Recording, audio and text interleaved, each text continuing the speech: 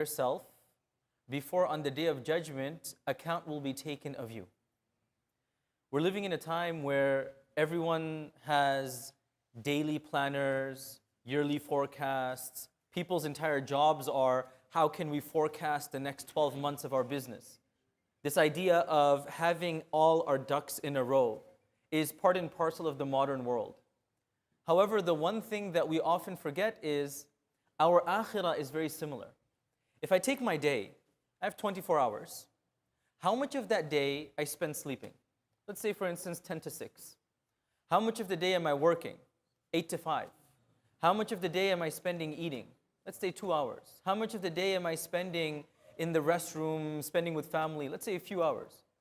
Whatever I'm left with is so small that if I don't have a plan on how to utilize that, then the days will go by, the months will go by, in fact, years will go by, and I will have made zero progress. Like I said, companies that are very successful, they have people whose jobs are just analysts, forecast. They're going to have a plan for how much they're going to be making. But when it comes to our akhirah, we don't have any plan. We just go with the flow. Just to make this more realistic, reading the Quran. What is our schedule for reading the Quran? For some of us, if I have some free time, I'll read. If Ramadan comes, I'll read. If anything happens, I'm going to be reading.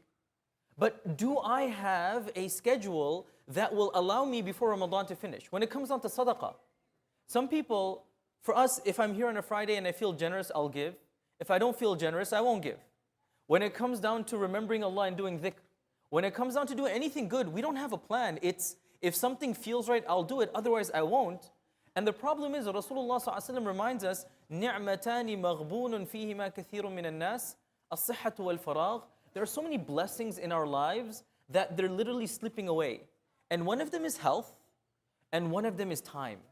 And the moment we become much more careful, I remember when we used to study, our teachers used to give us these charts that we would submit by the end of the day, and we would write how many times, how many minutes did we spend doing dhikr? How many raka'at of nafil did we do? How much time do you do reading Quran? With the idea that it can instill within us daily habits that are calculated. So inshallah, we ask Allah subhanahu wa ta'ala to give us the tawfiq of being more calculated with our ibadah, and that the few minutes and hours that I have in the day, I'm able to utilize it in a way that is pleasing to Allah subhanahu wa ta'ala, not just haphazardly doing my ibadah. Ameen ya Rabbil Alameen.